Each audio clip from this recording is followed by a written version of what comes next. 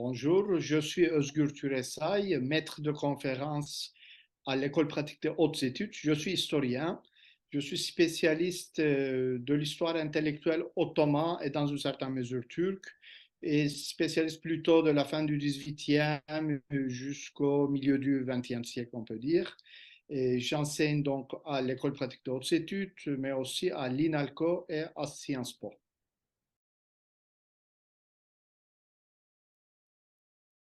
Ces dernières années, je suis concentré sur le discours politique des années 1820-1830, ce qui correspond au début de ce qu'on appelle communément comme l'âge des réformes ottomanes.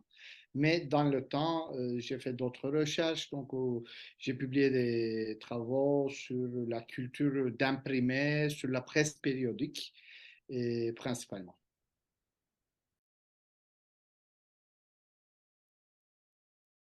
Il est un peu erroné de parler de la Turquie, dans une certaine mesure, c'est erroné de parler de la Turquie à la fin de la Première Guerre mondiale parce que c'est un empire qui est en dislocation. Donc il y a un État qui va s'ériger dans le cœur, on peut dire, de ces territoires, donc qui ne couvre pas tous les territoires de cet empire, mais il y a d'autres États aussi qui émergent sur d'autres territoires de cet empire sous forme de mandat pour certains, d'autres sous forme de protectorat, d'autres comme des États indépendants. Donc la Turquie est un de ces États.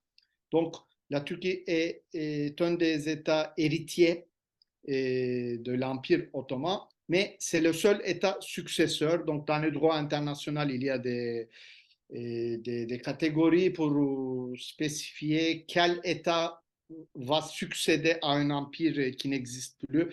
La question s'est posée pour le Troisième Reich, par exemple, s'est posée pour l'Empire austro-hongrois, etc. À tous les empires qui disparaissent, la question se pose. Donc, on a des critères. Dans ce sens-là, on peut dire dans une certaine mesure que la Turquie est en quelque sorte l'Empire ottoman. En 1900, dans les années 1920, c'est très compliqué parce que l'État ottoman existe, continue à exister, mais il y a un autre pouvoir qui émerge en Anatolie sous le leadership de Mustafa Kemal, qui est connu plutôt comme Atatürk avec le nom qu'il a adopté plus tard.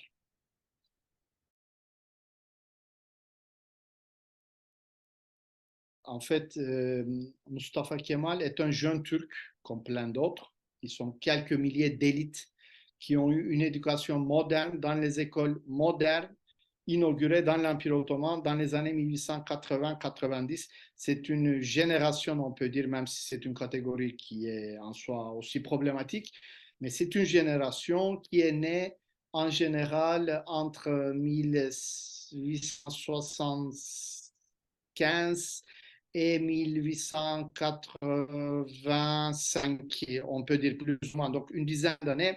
Ils sont diplômés, j'ai dit, des écoles modernes. Donc il y a l'académie militaire, évidemment, mais aussi il y a, disons, l'ENA ottomane, on peut dire, et il y a plein d'autres écoles pour l'administration civile. Donc ce sont des élites bureaucratiques, civiles et militaires, et qui sont dans un processus de montée en puissance depuis 1908, depuis le début de la révolution jeune turque. Donc, dans ce sens-là, la prise de pouvoir par Mustafa Kemal et son entourage au milieu des années ou au début des années 1920 s'insère dans ce contexte, donc dans la continuité de la révolution jeune turque. Donc Mustafa Kemal, il est plutôt connu parce que c'est lui qui est devenu finalement le chef d'un mouvement constitutionnaliste dans les années 1920 et qui est devenu ensuite un chef très autoritaire qui a lancé des révolutions, etc. etc. Mais il n'est pas seul. Donc il est entouré de plein de jeunes Turcs et c'est ça ce qu'on peut dire brièvement, disons. C'est quelqu'un qui a fait l'académie militaire, ce qui signifie qu'il a appris le français très bien. Et il a aussi des connaissances en arabe. qu'il avait appris à l'école, parce que comme c'est un empire, pour former leur élite bureaucratique civile et militaire, ils exigent qu'ils apprennent des langues pour accéder au savoir moderne, le français, et des langues les plus usitées de l'Empire pour les nommer ensuite dans ces régions où la population parle majoritairement ces langues. Ça peut être l'arabe, ça peut être le grec pour certains, et ça peut être même l'arménien pour certains, etc.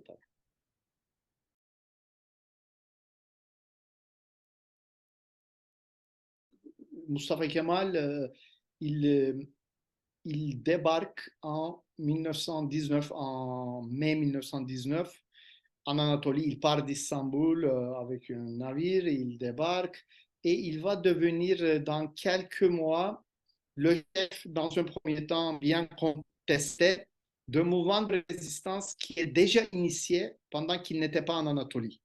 Ce mouvement de résistance est la conséquence logique des plans du comité Union et Progrès, donc d'une l'organisation principale des jeunes Turcs qui avait pris progressivement le pouvoir après 1908 et à partir de 1913 qui avait établi une dictature dans l'Empire jusqu'à 1918. Donc, il a fait entrer l'Empire dans la Première Guerre mondiale, etc. Donc, qui était en quelque sorte responsable de toutes les catastrophes, génocide, massacre, la défaite, la famine, etc., etc.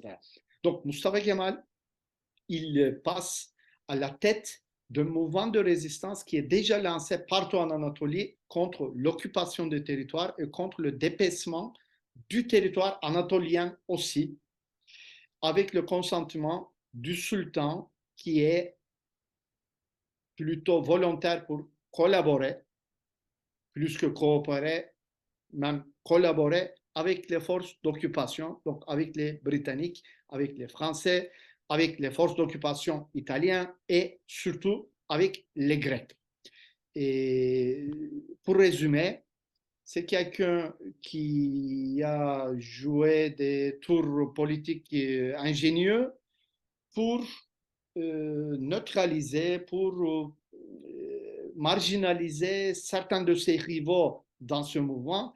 Et ce mouvement de résistance, le problème du point de vue Mustafa Kemal et de son entourage, c'était que c'était très dispersé et trop autonomiste. Donc il y avait plein de congrès, il s'appelait congrès à l'époque, on est en 1919-20, donc c'est dans le contexte des principes de la déclaration des principes de Wilson, du droit d'autodétermination des peuples. Donc en Anatolie, dans plein de provinces, les élites locales musulmanes s'organisent pour résister, pour ne pas faire partie d'un territoire de mandat ou de l'État grec ou d'un État arménien ou d'un État kurde, etc., etc. Donc, il va coordonner et il va unifier tous ces mouvements au bout d'un an et demi, et cela tout en faisant la guerre contre les forces d'occupation grecques. Donc, c'est une situation très compliquée qui n'était pas, disons, qu'il ne faut pas penser téléologiquement, mais il a réussi avec son entourage, évidemment.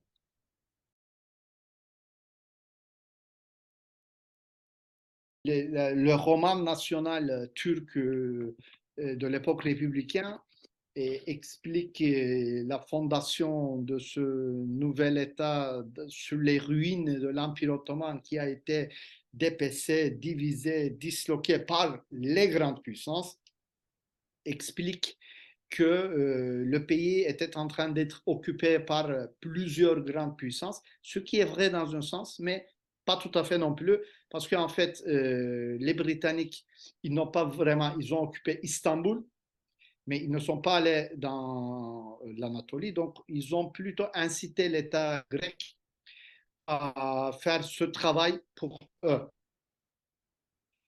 La France, qui se sentait trahie à juste titre dans les partages des territoires arabes et surtout des lieux saints, et l'Italie qui sentait un ressentiment de trahison encore envers les Britanniques, qui avaient vu des territoires qui leur étaient promis en 1917 et occupés par l'État grec, pas tous les territoires, mais une partie de la côte égéenne, etc. Donc il y avait une division à l'intérieur de ces forces, de ces puissances occupatrices, qui a joué en faveur de Mustafa Kemal et de son entourage et de toute cette résistance. Et surtout, il ne faut pas oublier, on est à un moment crucial de l'histoire mondiale.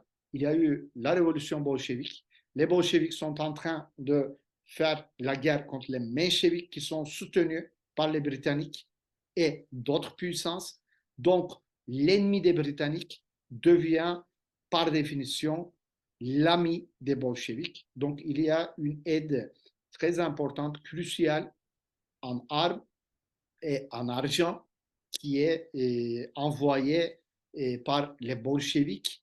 C'est à travers, disons, ces aides, avec ces aides, et avec, il faut le dire aussi, les quelques avions que la France a gentiment oubliés en se retirant d'Anatolie, à cause de tous ces ressentiments et de ce conflit avec les Britanniques, et avec l'aide logistique des forces d'occupation italiennes, et cette résistance anatolienne réussit à venir à bout de cette occupation grecque en 1921, fin 21, mais c'est une guerre qui dure plus d'1 an.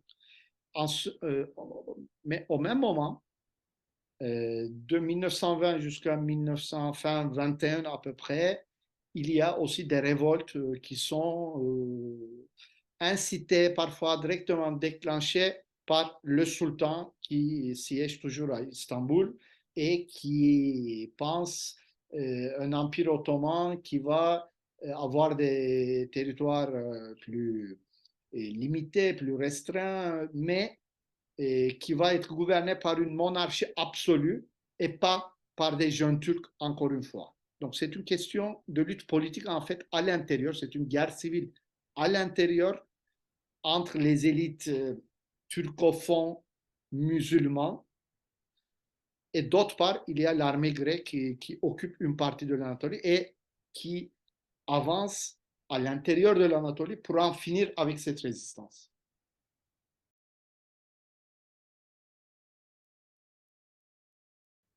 Le sultan qui a en quelque sorte collaboré. C'est le discours de la résistance, de Mustafa Kemal spécialement, mais qui va gagner de plus en plus d'adeptes, de défenseurs.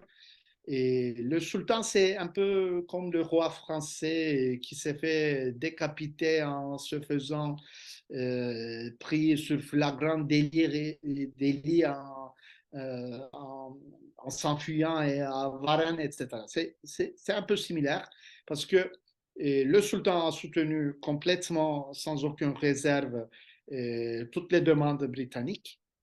Et, tandis qu'il y avait une sorte de bourgeoisie nationale musulmane qui émergeait, qui était en train de monter en puissance depuis 1908 et qui était fortement consolidée avec le génocide des Arméniens et avec le nettoyage ethnique, et les Grecs parlent aussi du génocide, qui sont perpétrés contre les populations grecques-orthodoxes d'Anatolie pendant et à la fin de la Première Guerre mondiale. Donc, dans ce contexte-là, cette bourgeoisie, les propriétaires terriens et l'élite bureaucratique aussi, ils soutiennent cette résistance. Tandis qu'à Istanbul, il y a plutôt les hommes de l'ancien régime qui sont politiquement pour une monarchie absolutiste qui soutiennent les Britanniques. Tout cela fait que le prestige de la dynastie, de cette dynastie qui est pluriséculaire, est très fortement, disons, c'est très rapidement détérioré aux yeux des populations musulmanes d'Anatolie qui voyaient les forces d'occupation grecques avancer en Anatolie, les Arméniens, les survivants et des Arméniens de Caucase qui viennent avec leur armée faire la guerre pour récupérer certains de leurs territoires historiques après le génocide, etc. Donc, dans ce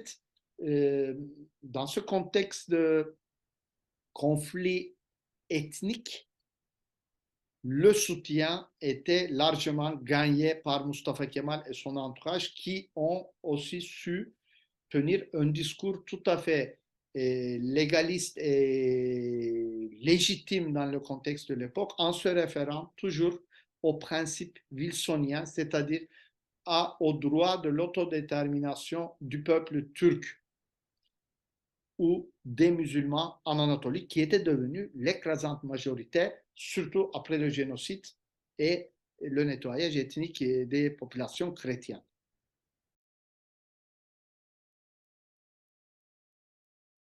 Et donc Mustafa Kemal, avec son entourage, avec l'Assemblée nationale, donc dans un système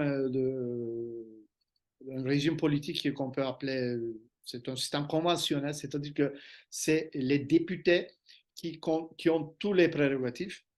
Le Conseil des ministres, ils sont révocables un par un et il y en a plein de ministres qui tombent, etc., dans les débats, dans l'Assemblée. Au début des années 1920, pendant la résistance, c'est dans ce sens-là, entre guillemets, c'est très démocratique. Mais n'oublions pas, encore une fois, on est juste au moment où la révolution bolchevique est en train de se dérouler et de gagner sa lutte. Donc c'est tout à fait compréhensible que ce type de souci de représentativité, de démocratie, parfois même dans des congrès qu'ils ont donc chapeauté et qu'ils ont supprimé pour fonder cette assemblée, dans les congrès anatoliens en 1919-20, il y avait dans certains des prises de décision par démocratie directe. Donc, et ils appellent avec le même terme parfois qu'ils utilisent pour les soviets chez les bolcheviks, etc. Donc, de ce contexte, après avoir gagné la victoire, et on passe de plus en plus à un régime d'un homme autoritaire qui gouverne un pays à travers un parti unique révolutionnaire. Donc, encore une fois, n'oublions pas, c'est à peu près la même chose qui est en train de se passer à l'autre côté de la frontière, au nord, en Russie. Il y a beaucoup de différences, mais il s'inspire certainement, c'est l'air du temps, et dans une certaine partie du monde. Et ces élites bureaucratico-civiles militaires, c'est leur habitus aussi professionnel de se comporter de cette manière. Donc, il y a leurs origines sociales modestes qui les poussent à devenir de plus en plus jacobins en s'appuyant sur leur diplôme scientifique. Ils ont fait des études pour gouverner, que ce soit dans l'armée, dans le domaine militaire ou économique ou autre, etc., etc. Donc, ils y croient et ils se voient comme des missionnaires de la nation, c'est-à-dire ils ont une mission et encore une fois, en s'inspirant aussi tout ce qui se passe du côté bolchevique, ils ont les horizons d'attente très ouverts, c'est-à-dire ils disent l'empire est fini, on se débarrasse du sultan, et on s'est débarrassé du califat, on s'est débarrassé par la force des circonstances de l'empire, donc il n'y a plus les populations arabes, il n'y a qu'une grande population kurde qui est restée dans ces territoires de la Turquie. Donc ils disent on va fonder une État-nation et ça va être des révolutions, c'est-à-dire toute une série de révolutions culturelles et un changement d'alphabet ensuite qui va devenir une révolution linguistique carrément parce qu'ils vont épurer la langue qu'ils utilisaient, le turc ottoman, des termes arabo-persans. Pour donner un exemple, par exemple, ils vont imaginer le français sans les mots en latin et en grec ancien, qui viennent du grec et du latin. Donc, c'est ça ce qu'ils essayent de faire. Ils n'ont pas réussi, heureusement, mais ils ont eu pas mal de succès aussi. Si on ne peut pas donner des pourcentages, mais donc ils ont épuré la langue et turquifié la langue en trouvant des racines ouïghours ou autres de langues turciques ou des dialectes anatoliens, etc. Donc ils ont fait cela. Ça, c'est le côté culturel. Et il y a une révolution du code vestimentaire. Donc, ils commencent à s'habiller les gens dans les villes, en tout cas, plutôt comme les Occidentaux. Et il y a des interdictions sur le port du voile par les femmes. Il y a la visibilité de la femme dans l'espace public qui est le flambeau de l'étendard de cette révolution, en fait, l'image de la femme moderne est très présente. Donc tout ça, en fait, ce sont des mesures révolutionnaires, vraiment, mais aussi ils sont des réponses à des discours orientalistes qui subissent depuis des générations, des discours orientalistes européens. Donc, la place de la femme dans les sociétés musulmanes, les sociétés extra-occidentales, elles sont stagnantes, elles ne changent pas, etc. Donc, toutes ces idées, ils ont peur que ça continue et ils veulent s'en débarrasser. Ils veulent être comme l'autre, les infidèles d'autrefois, et au moins ils veulent se voir, donc voilà, avoir le même habit, etc., que en espérant qu'ils vont être mieux traités qu'avant. On est dans un monde encore colonial, même si les principes wilsoniens, etc. Donc, il n'y a plus de colonies, mais il y a des mandats, il y a des protectorats, etc.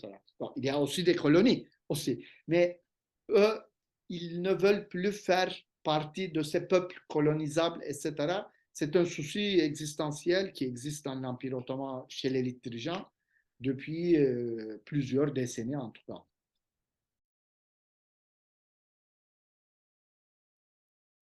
D'une part, c'est une occidentalisation au niveau culturel, mais en fait, ils essaient de fonder une État-nation, donc égalité hommes et femmes sur le papier, dans le discours politique, c'est très important, et un discours égalitaire et qui antisocial, c'est-à-dire il n'y a pas de classe sociale.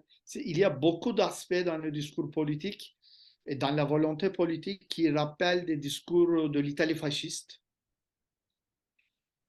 Donc, beaucoup d'éléments parfois progressifs, parfois conservateurs, mais dont le cœur, c'est une sorte d'étatisme. Donc, mais c'est tout à fait normal. C'est des fonctionnaires publics tous. Ils vivent de l'État, ils vivent avec l'État, ils ont été formés pour servir l'État, pour gouverner. Ils ne réfléchissent pas trop sur la société, sur la communauté, sur l'individu. C'est pas ça leur prisme. C'est l'État. La société existe, l'État va l'encadrer, va la diriger, orienter vers le progrès économique, culturel, etc. etc. L'État est essentiel dans leur pensée, comme c'était le cas des jeunes Turcs à la fin du 19e siècle, ou leurs ancêtres bureaucrates de la modernisation bureaucratique de l'Empire ottoman dans les années 1930, 40, 50. Donc, c'est une pensée qui a une histoire plus séculaire, mais qui change de forme évidemment en interaction avec le contexte global qui change.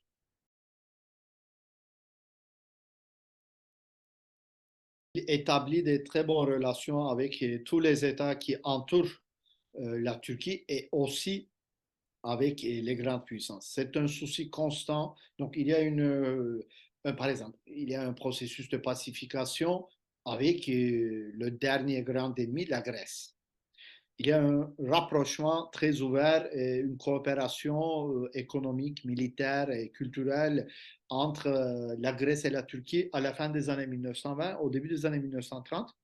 Ça s'explique encore une fois aussi par le contexte international. L'Italie fasciste a des revendications territoriales dans la Méditerranée orientale, en Anatolie, mais inquiète beaucoup aussi la Grèce. Il possède plusieurs îles qui sont aujourd'hui grecques, les îles de Dodécanèse, etc. Il réclame d'autres, etc. Donc, il y a ce facteur italien, l'ennemi commun pour les deux en quelque sorte, et qui les rapproche. Il y a un pacte balkanique qui va se former contre la menace italienne, mais aussi dans une certaine mesure russe, bolchevique, etc.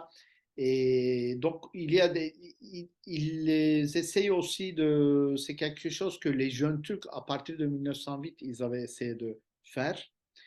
Et ça continue, c'est de ne pas déranger les intérêts de l'Empire britannique, ni de l'Empire français. Donc, les nationalistes syriens ne seront pas soutenus du tout par la résistance en Anatolie. Et l'Irak sous mandat donc, ne va pas constituer vraiment un problème pour le pouvoir kémaliste parce qu'ils pensent et ils savent, plutôt, ils sont arrivés à la conclusion qu'ils ne peuvent pas concurrencer la Grande-Bretagne et la France dans ces contrées. Et s'ils veulent construire vraiment un État-nation, il vaut mieux se concentrer en Anatolie qu'ils ont eux-mêmes aussi, il faut le dire, nettoyés ethniquement. Donc, c'est une approche pas maximaliste du tout. Donc, dans ce sens-là, c'est une approche non impériale.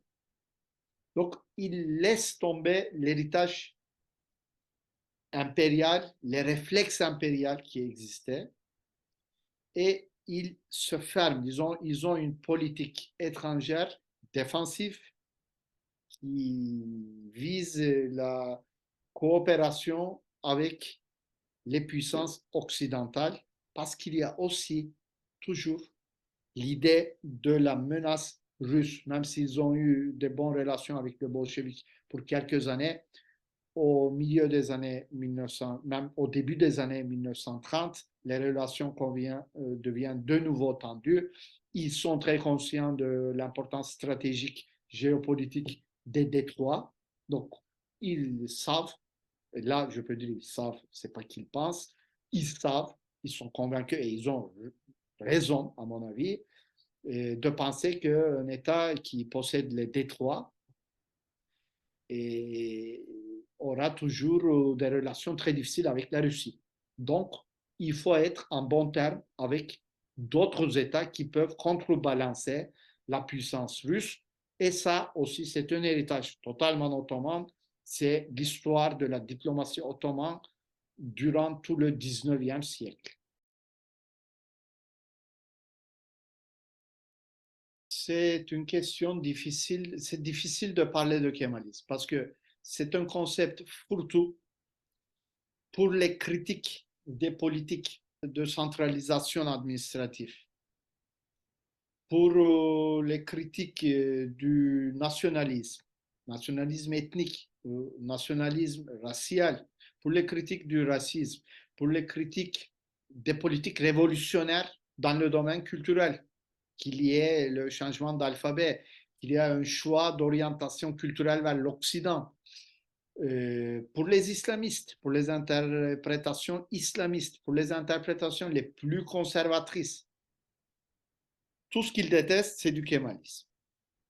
Mais le kémalisme est une nébuleuse, on peut dire, et qui est beaucoup plus difficilement saisissable qu'est le fascisme ou le nazisme. Pour comparer à des courants politiques et à des mouvements politiques étatistes et avec ou par rapport au bolchevisme encore moins par rapport au communisme, etc. Parce qu'il y a tout un développement théorique derrière tous ces courants politiques. Tandis que dans le kémalisme, c'est une sorte de nationalisme euh, d'existence, on peut dire. Cela ne veut pas dire qu'un nationalisme d'existence va causer forcément moins de catastrophes, moins de dégâts. Donc, il y a tous les génocides des populations qui ont disparu de l'Anatolie, des autochtones de ces territoires depuis des millénaires. Ils ont été éradiqués.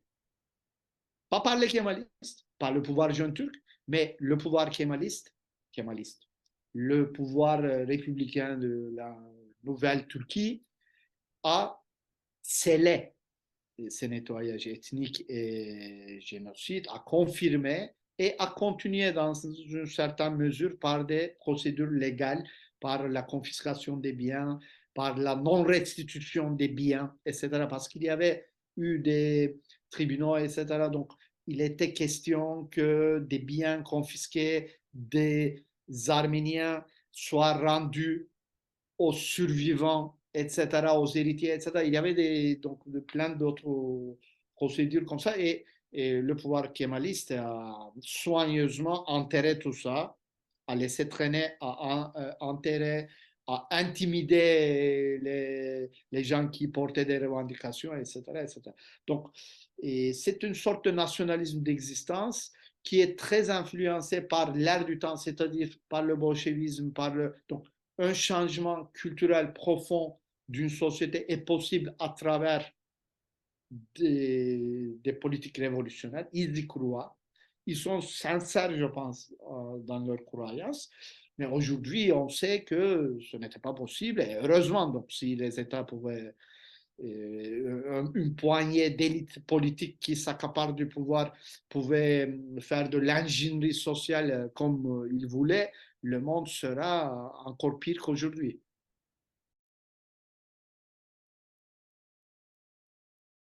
La succession de Mustafa Kemal, donc il meurt à la fin des années 1930, mais il est malade avant de décéder. Et donc il y a des gens dans le Parti républicain du peuple qui existe aujourd'hui toujours, qui est le parti principal d'opposition, entre guillemets, en tout cas dans l'opposition contre le pouvoir établi aujourd'hui. Mais bon, voilà, c'est pas une partie vraiment qui conteste l'histoire de l'État, etc. Donc, c'est pas si opposant, si on veut.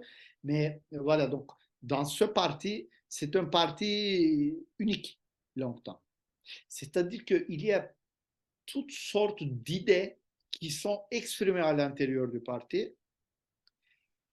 Ce sont des idées tous nationalistes, c'est-à-dire qui veulent construire une nation turque et souvent avec des croyances aujourd'hui qui peuvent paraître naïves sur la force assimilationniste, donc qui est très inspiré du cas français, du roman national français et des mythes politiques français parce que voilà, c'est le 19e siècle, la Révolution française est très...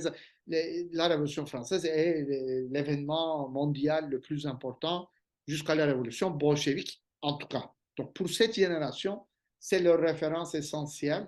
Donc ils réfléchissent un peu à l'aune de l'expérience de la Révolution française, etc.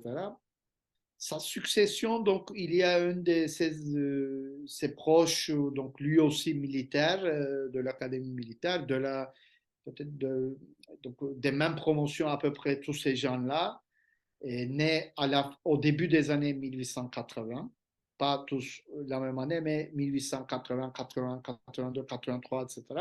Donc, ils se connaissent de l'école militaire. Il y a des civils aussi qui les entourent, etc.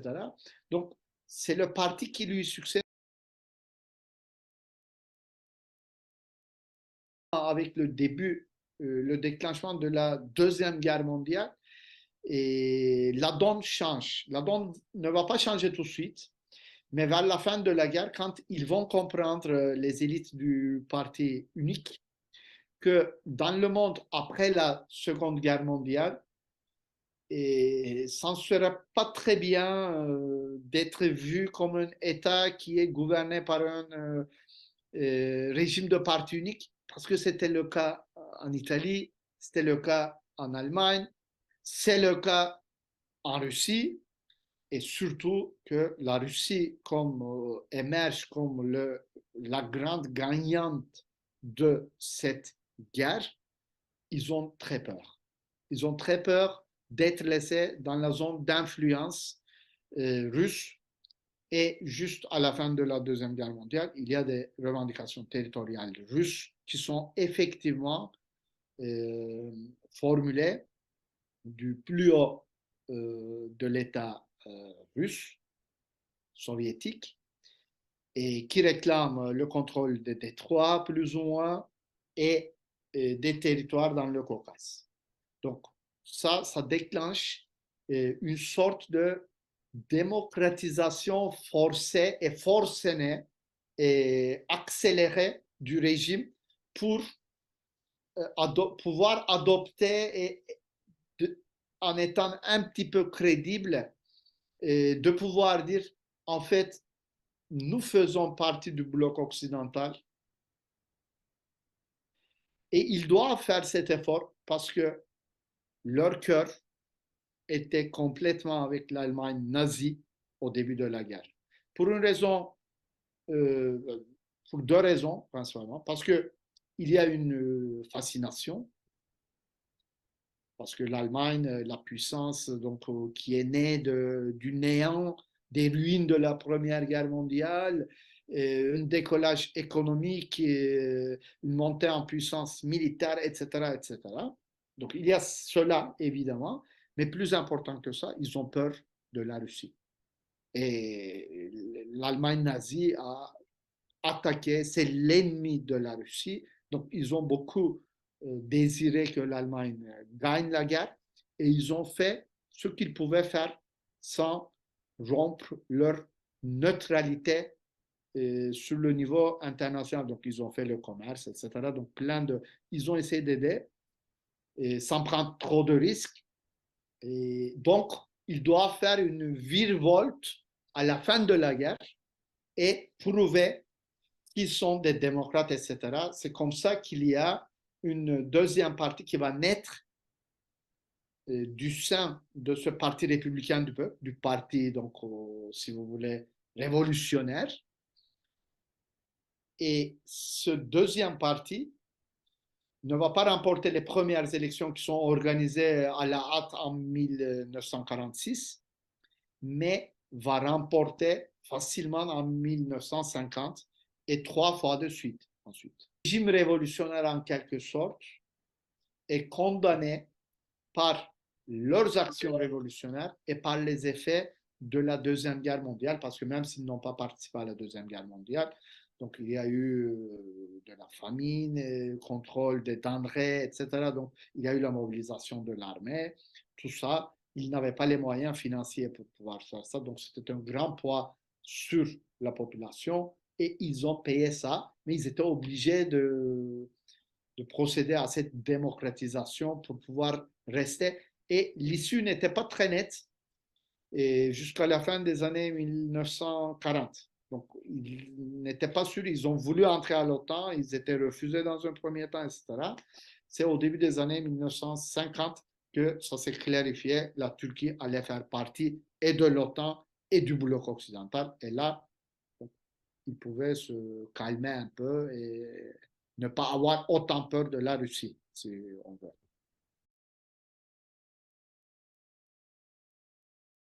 C'est pas seulement, disons, il y a toutes ces raisons rationnelles et qui sont très justes quand on est historien des relations internationales, quand on connaît l'histoire diplomatique, et que l'élite dirigeante ottomane et ensuite turque ait peur des revendications russes, de la politique étrangère russe, c'est une donnée inquestionnable. Donc c'est tout à fait rationnel. Que ça s'appelle l'Empire russe ou l'Empire soviétique ou l'État soviétique, ça ne change absolument rien pour la politique impériale de la Russie. C'est un État qui a changé, etc., de régime, mais qui n'a pas changé sa politique impériale, impérialiste, continue aujourd'hui aussi. Bon. Et ce n'est pas sur le ton d'accusation, des grands États, ils sont des États qui sont obligés aussi de suivre des politiques impériales, etc. Les Ottomans aussi, c'était un empire, ils avaient des politiques impériales. Donc, on ne peut pas accuser les autres États, mais les rapports de force étaient défavorables aux Ottomans. Mais il y a un autre élément peut-être irrationnel, on peut dire. Il ne faut pas oublier que la Turquie et le reste de l'Empire ottoman, dans deux sens, c'est l'État héritier et successeur, mais la Grèce aussi est l'État héritier, la Bulgarie aussi, l'Irak aussi, donc il y a une vingtaine d'États qui sont l'État héritier, il y a un seul État successeur, c'est-à-dire qui est responsable des crimes de l'Empire ottoman, qui, est, qui a endossé la plupart des dettes de l'Empire ottoman, même si ces dettes ont été utilisées pour des investissements en dehors de ses frontières, en dehors des frontières de la Turquie actuelle, etc., etc. Donc, il y a certains types de responsabilités qui incombent. Mais aussi, c'est le reste de l'Empire du point de vue démographique. C'est-à-dire que la population de la Turquie au début des années 1920 est en partie constituée par des vagues successives d'immigration, autrement dit, par des vagues successives d'arrivée des réfugiés musulmans du Caucase, des Balkans et dans une certaine mesure des îles grecques, etc. Et même parfois du Turkestan, donc de l'Ouzbékistan d'aujourd'hui, du Tataristan, etc., etc. La Turquie ainsi était au début des années 1920 et est toujours aujourd'hui et le pays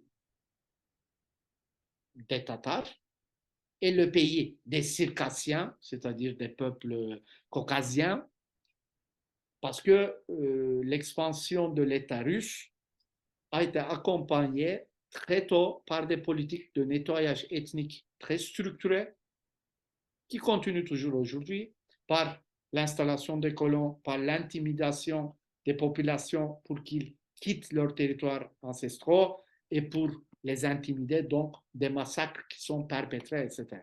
Donc, c'est le cas dans le Caucase, c'est le cas dans d'autres territoires dans les Balkans, etc. Donc, toutes ces populations, ils trouvent refuge dans ce qui reste de l'Empire ottoman et à la fin, ils se retrouvent en Turquie. C'est-à-dire que dans la Turquie républicaine, dans les années 20, 30, 40, 50, il y a les élites politiques chassées par les soviétiques, par les bolcheviks de l'Asie centrale. Il y a les élites politiques, toutes les élites politiques tatares sont en Turquie, etc., etc. Et cela depuis plus d'un siècle, donc par des vagues. Mais ceux qui sont arrivés des républiques populaires soviétiques, ils sont plus récents. Donc tous ces gens aussi, ils jouent un rôle très important dans le soutien apporté au nazisme pendant la Deuxième Guerre mondiale et aussi dans cette hostilité profonde à tout ce qui vient de la Russie. Donc il y a ce côté un peu irrationnel aussi.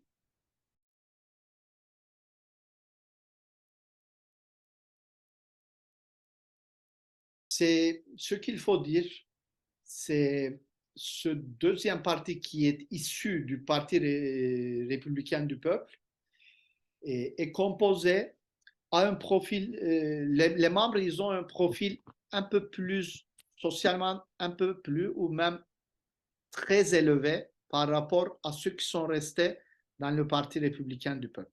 C'est-à-dire que les grands propriétaires terriens ou des notables locaux, ils vont être surreprésentés dans ce deuxième parti. Et quand ils étaient dans le Parti républicain du peuple, dans les années 1930, après les révolutions culturelles et juridiques qui sont imposées, il y a eu une troisième révolution que le Parti républicain du peuple a voulu lancer pour, quitte à démocratiser le régime dans un avenir proche. C'était la révolution sociale. Il y a eu des projets pour distribuer la terre des grands propriétaires à des paysans qui n'en ont pas. Mais au sein du parti, il y a eu une résistance ferme. C'est ces résistants qui vont fonder le deuxième parti au milieu des années 1940, après la Deuxième Guerre mondiale, et qui vont prendre le pouvoir en 1950. Donc, ce n'est pas que le parti des grands propriétaires terriens, ça, mais ils ont un profil social plus élevé, donc plus conservateur, forcément. Et ils appellent leur parti le Parti démocrate.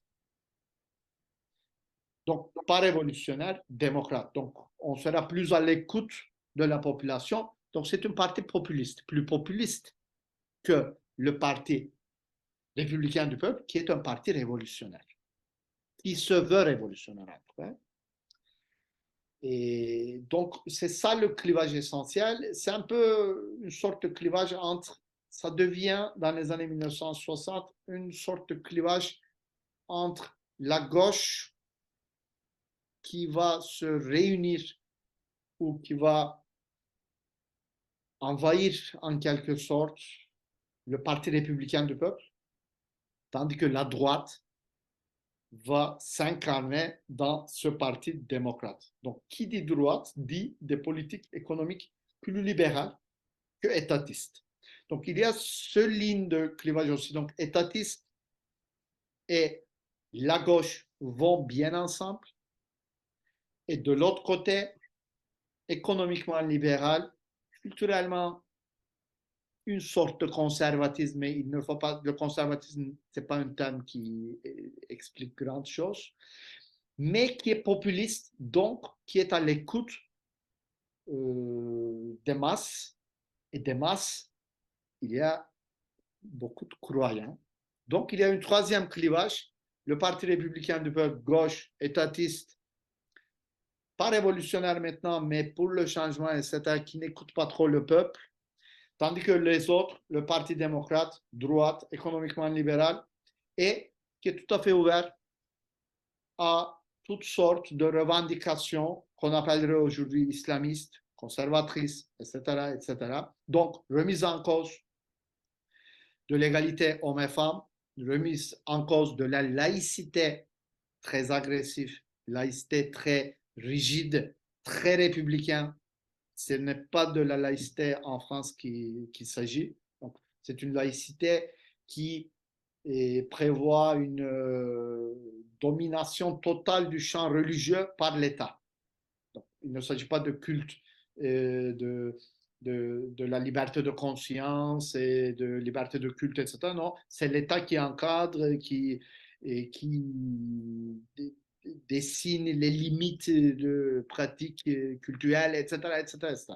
Donc, il y a ce clivage et dans l'effervescence des années 1960, ça va devenir explosif.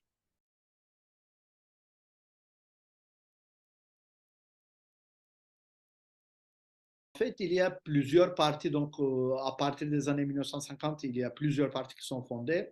Il y a notamment un parti ouvrier turc, qui est un parti socialiste, et qui a à peu près 2-3% de l'électorat, qui n'est pas peu. Donc, ils ont une quinzaine, ils ont 15 députés dans l'Assemblée. Pour la première fois, il y a des députés qui se réclament ouvertement socialistes. Ils exigent une révolution, des mesures révolutionnaires sociales, etc. Il y a plein d'autres questions qui divisent, qui polarisent parfois. Donc, la question culte qui commence à émerger lentement. Et on est dans les années 60, donc tout ce qui se passe en Europe ou dans les pays occidentaux, il y a les mêmes évolutions.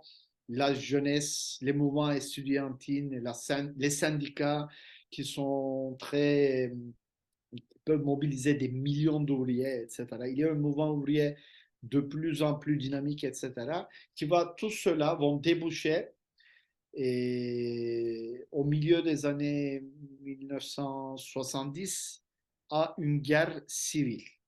Mais auparavant, il y a un premier coup d'État en 1960 pour mettre fin au, au gouvernement du Parti démocrate. Parce que le Parti démocrate, donc, pourquoi les militaires ils interviennent, et le Parti démocrate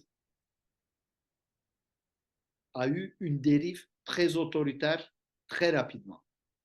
Donc, après un premier, ils ont eu plusieurs mandats, il y a eu un énorme décalage économique, mais on parle du début des années 1950, c'est-à-dire que c'est la reconstruction partout en Europe, c'est les 30 glorieuses qui commencent. Donc, la destruction de la guerre incite le développement économique dans tous ces pays avec l'argent américain. Et donc, l'aide Marshall arrive en Turquie aussi, dans des proportions pas du tout comparable à tout l'argent toute l'aide qu'ont reçu la Grande-Bretagne, la France ou même la Grèce, etc. Donc c'est très peu, mais pour l'économie qui est dans un très mauvais état, dans cet état républicain de la Turquie, et c'est quand même important. Il y a une machinisation de l'agriculture qui commence et qui, avec la reconstruction de l'Europe, donc une commercialisation de l'agriculture qui enrichit certains milieux, etc. Donc, il y a une sorte de bourgeoisie nationale qui commence à se redévelopper de nouveau. Et, mais le fait est que ce parti démocrate qui est issu du parti unique, c'est une culture politique révolutionnaire à l'origine. C'est une culture politique jeune turque. C'est une culture politique jacobine, c'est-à-dire et, ceux qui prennent le pouvoir,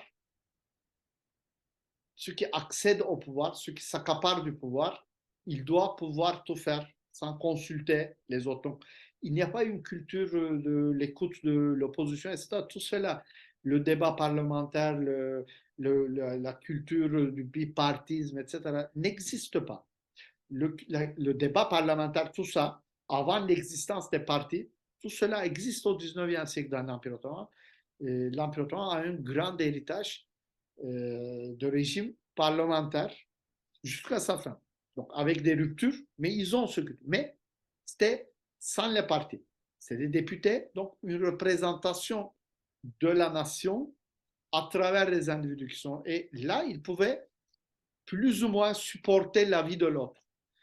Mais la structuration des partis politiques, qui a commencé avec le comité Union et Progrès, n'a pas laissé de place et ils n'ont pas eu cette chance, cette opportunité, et avec le régime de parti unique non plus. Donc, ils n'ont pas cette culture dans les années 1960. Et avec toute l'effervescence sociale, c'est-à-dire à la fois économique, de l'écologie économique, qui cause, qui dit machinisation de l'agriculture, dit l'exode rural. Donc, il y a des centaines de milliers d'anciens villageois, d'anciens paysans qui ne peuvent plus gagner leur pain parce qu'il y a les machines. Ils arrivent dans les villes. Istanbul, par exemple, qui avait une population moins qu'1 million à la fin de la Première Guerre mondiale, au début des années 1980, va atteindre une population de 4 millions et demi. Aujourd'hui, c'est 20 millions. Donc tout cela, c'est vraiment une société extrêmement dynamique, mouvante, des mouvements de population qui se trouvent dans l'espace urbain, un espace qu'ils ne connaissent pas, un espace qui n'est pas vraiment urbain, c'est des bidonvilles, etc. Et la perte des repères culturels et structures culturelles, c'est-à-dire il y avait dans leur espace rural de la famille, des tribus, des villages, des institutions paysans ou autres, etc. Tout cela n'existe pas. Dans une grande ville, tout le monde est anonyme. Et donc, ça rappelle tout ça, l'anomie de Durkheim. Donc, il n'y a plus aucune valeur, etc. D'où plein de gens qui cherchent des valeurs dans la religion, qui sont encadrées par des confréries, qui ont été supprimées et interdites par le pouvoir kémaliste en 1924, mais dont certains ont continué à exister, euh, à s'évoluer d'une manière souterraine. Donc, ils ressortent avec ce populisme du Parti démocrate, ils peuvent devenir plus visibles, etc. Donc, sous forme des associations, etc. Il y a une vie associative très, très dynamique. La jeunesse estudiantine, etc. Donc, c'est vraiment très dynamique, mais c'est très explosif aussi. Mais c'était explosif, il ne faut pas oublier. Donc, c'est l'époque où il y a les brigades rouges dans certains pays en Europe occidentale, et tout ce qui se passe à la fin des années 1960 en France, aux États-Unis. Donc, les, les, les panthères noires aux États-Unis, etc., etc. Donc, il faut penser encore dans ce contexte. Donc, c'est un contexte où il y a eu beaucoup de changements dans les sociétés occidentales industrialisées. Et la Turquie est en train de vivre la même chose, mais au même moment, mais en passant en même temps d'une société essentiellement, d'une population essentiellement rurale à une société urbaine, mais qui n'a pas su devenir citadine parce qu'on ne devient pas citadine au bout d'une, voire deux générations. Donc, c'est trop de changements, trop rapide. L'intervention de l'armée, c'est, il faut le penser dans ce contexte. Parce que l'armée, c'est une institution qui peut mettre de l'ordre, arrêter un peu cette effervescence, c'est essentiellement ça, leur rôle dans ce processus. Mais en 1960, après leur coup d'État, donc, ils ont tout de suite retiré de la vie politique, d'une certaine manière. Ils ont convoqué une assemblée constituante pour faire une constitution. Cette constitution était à plusieurs égards très libérale, mais il y avait des clauses aussi qu'ils avaient importées des États-Unis, ce qu'on appelle en anglais National Security State, c'est-à-dire l'état de sécurité nationale. Et là, je vais terminer sur cet épisode, disons, et l'intervention de l'armée turque en 1960, il faut le penser aussi dans le cadre de la guerre froide. Donc, c'est une sorte de réajustement de ce régime politique turc qui est prêt et qui est en train de ne pas pouvoir encadrer une société trop dynamique ou des revendications sociales estudiantines, voire aussi un peu féministes, mais autonomistes, kurdes, etc., se prononcent de plus en plus. Il faut réajuster et il faut mettre de l'ordre dans tout ça pour que, pour certains, pour les diplomates américains par exemple, que la Turquie ne verse pas vers un pouvoir socialiste, etc. Donc l'armée turque, c'est en quelque sorte, est aussi dans ce sens-là, et je ne veux pas dire un instrument, mais une retombée des politiques de l'OTAN, etc., comme plein dans d'autres pays, il existait ce qu'on appelle le contre-guérilla, Gladio en Italie, etc. Donc l'armée turque et d'autres institutions en Turquie, ils jouent un rôle de tenir le régime dans une ligne qui reste dans la ligne de l'OTAN et la lutte contre le communisme devient le grand motto des années 1960 et surtout 70 au sein de l'élite étatique.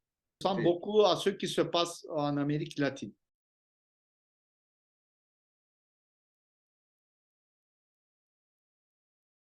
Une constitution et dans cette constitution, il y a des clauses qui instituent un conseil de sécurité nationale.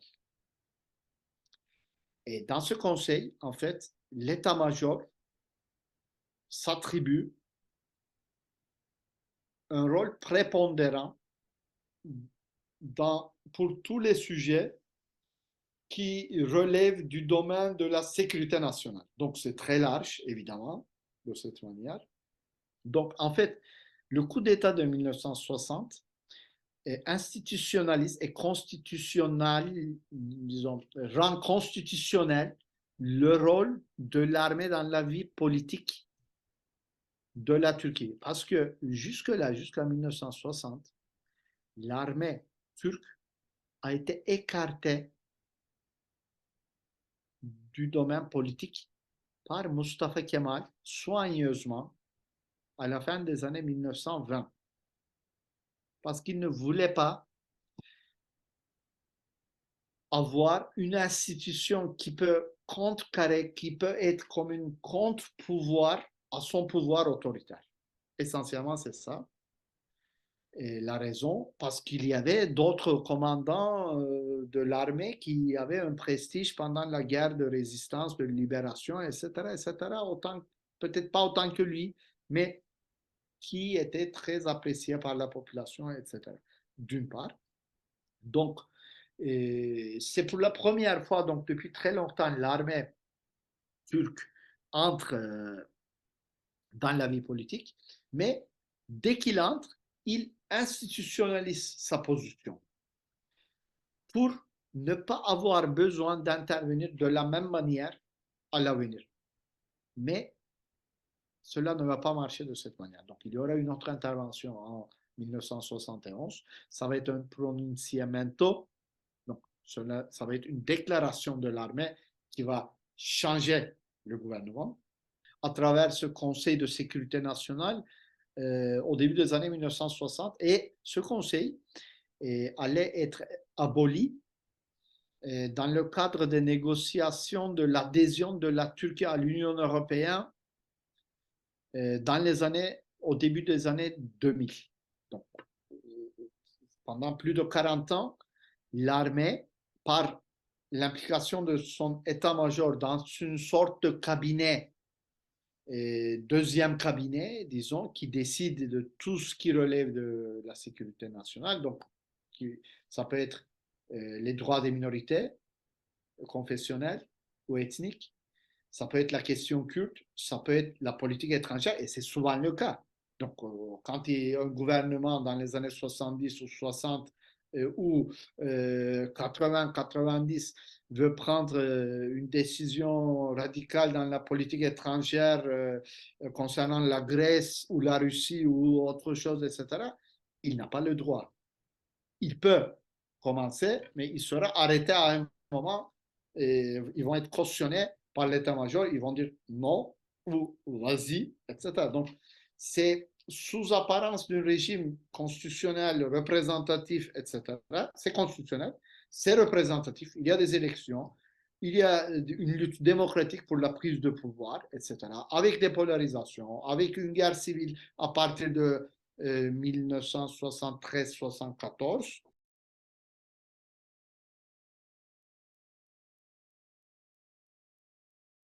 Donc, la montée en puissance de l'islam politique en Turquie est une conséquence directe de la guerre froide.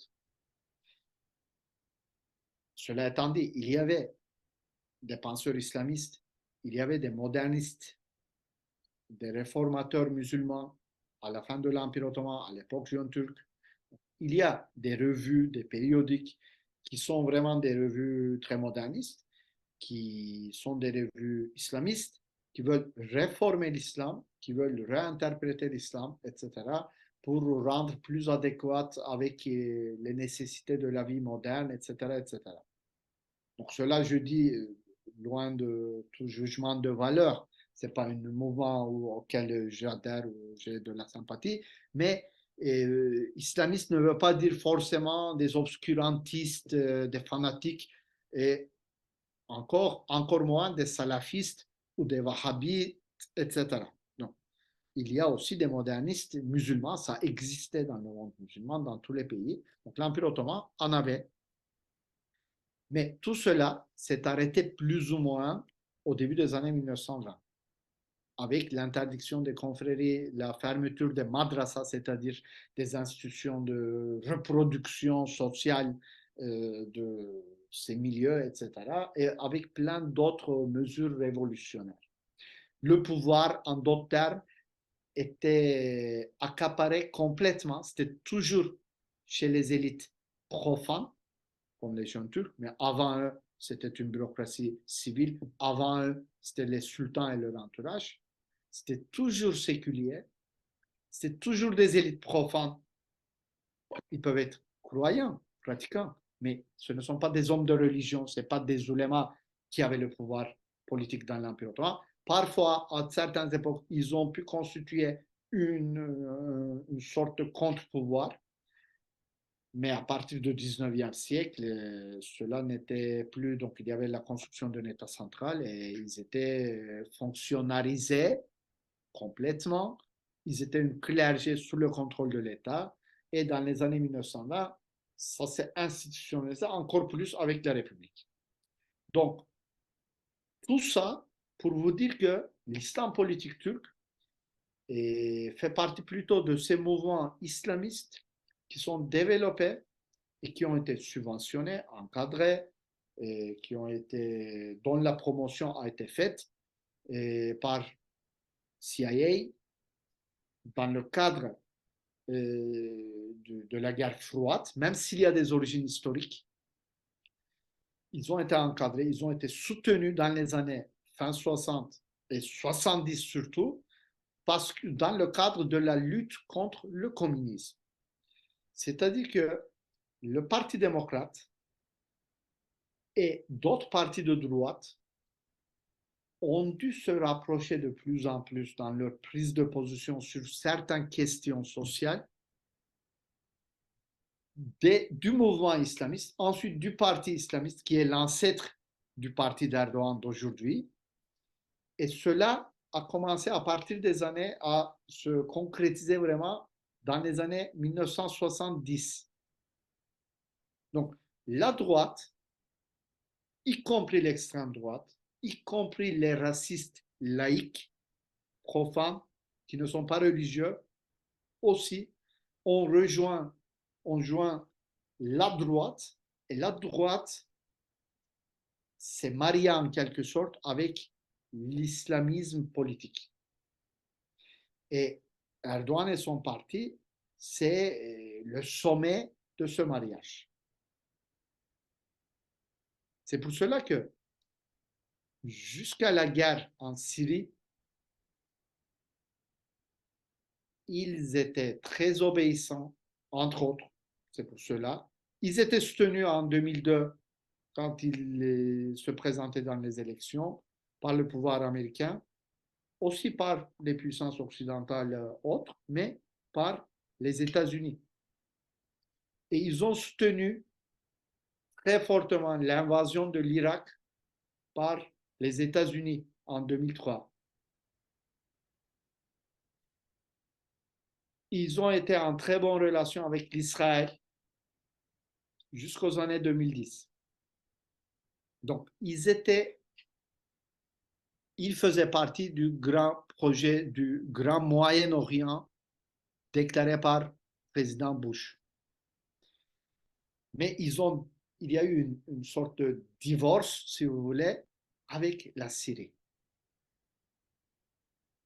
Pour des raisons géopolitiques qui ne sont pas encore expliquées complètement, on peut faire des hypothèses, mais le tournant, c'est au début des années 2010.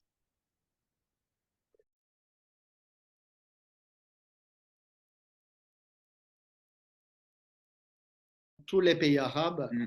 ça se passait exactement en Afghanistan, et les talibans, donc aujourd'hui tout le monde sait qui a créé les talibans, qui les a soutenus, qui les a euh, poussés à grandir, etc. Donc, et AKP, le parti de justice et développement qui est au pouvoir en Turquie aujourd'hui, est l'enfant du même processus.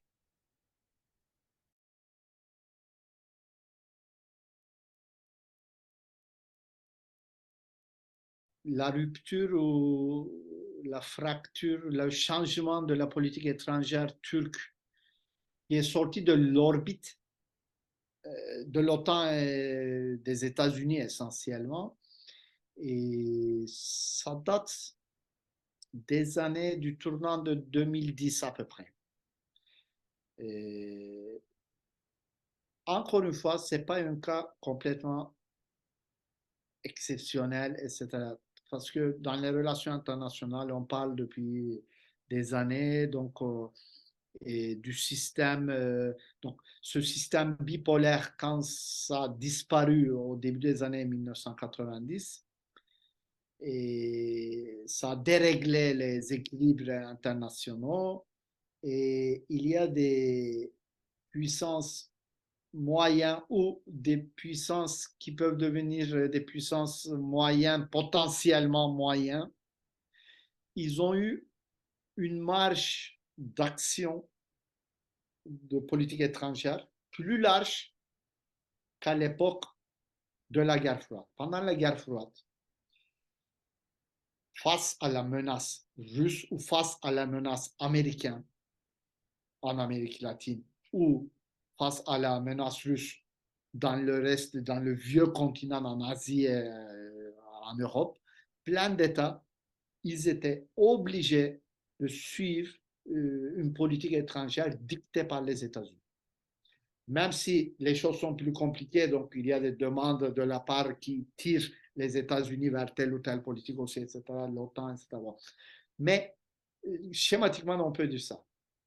Et dans les années 2000, ça commence à changer de plus en plus. Pour ce qui est de la Turquie, la Syrie et le déclenchement de, disons, la remise en cause du régime de Bachar el-Assad a, et, comment dire, a renforcé ou a excité les rêves impériaux de l'élite politique turque en général, mais de ce parti qui est au pouvoir plus particulièrement. Donc, ils ont pensé, j'ai l'impression, qu'ils peuvent aller plus loin et suivre une politique étrangère risquée pour profiter du chaos politique du Moyen-Orient.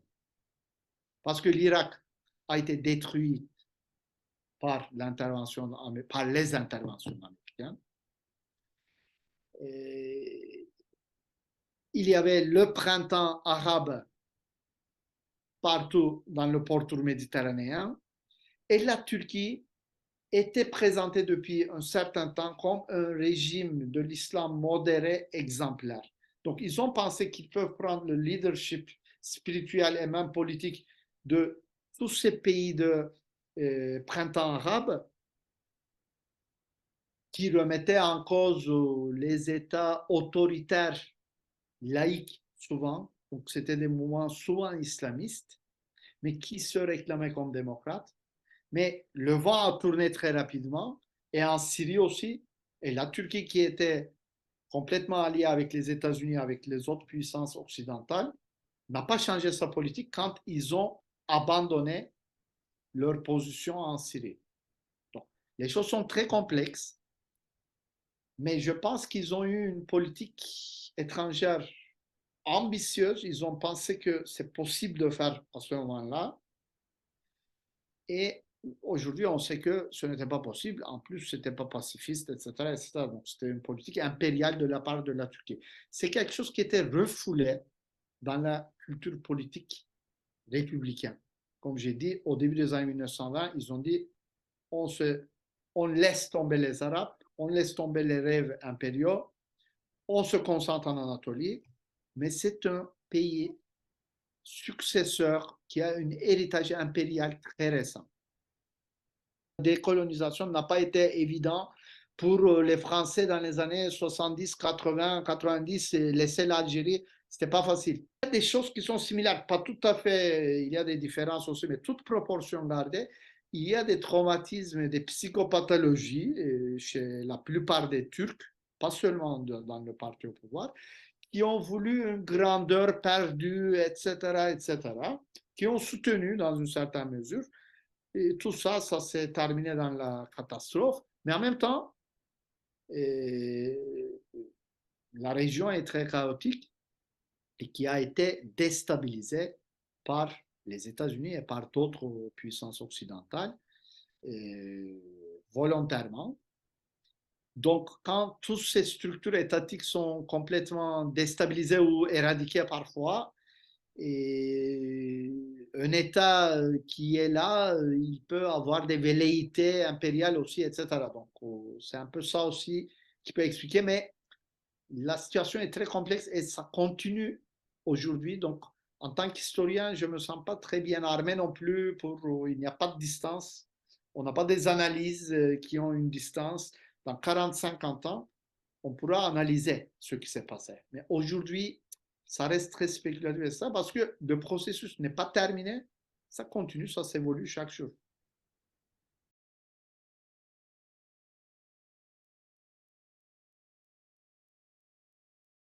Il y a eu une tentative de coup d'État en 2016 Voilà, une tentative, et pour certains, c'est une soi-disant tentative, c'est une mise en scène pour d'autres, etc. Et il est vrai que quand on voit une armée qui a dans son histoire récente plusieurs coups d'État réussis, et il est difficile de pouvoir croire à la réalité de la volonté, ou en tout cas, on doit remettre en cause l'existence d'une volonté hiérarchique, unifiée, monolithique dans l'armée, dans ce coup d'État. Donc, c'était une lutte à l'intérieur de l'État, apparemment, qui a abouti à cette mise en scène, il faut le dire.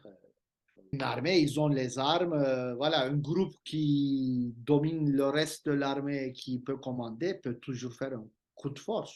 Donc, ça existe dans toutes sortes d'États. Mais je pense que le pouvoir politique actuellement contrôle de près l'armée parce qu'il y a eu une grande purge, etc. Donc ça m'étonnerait qu'après toutes ces purges de condamnations, etc., etc., et qu'il puisse y avoir une sorte de contre-pensée dans l'armée qui est solide, etc., contre ce pouvoir actuel, etc. Je ne pense pas que c'est une éventualité, mais bon, c'est un grand pays, et ça peut toujours changer. Je ne pense pas que l'armée va de nouveau jouer un grand rôle dans la vie politique de la Turquie dans l'avenir proche.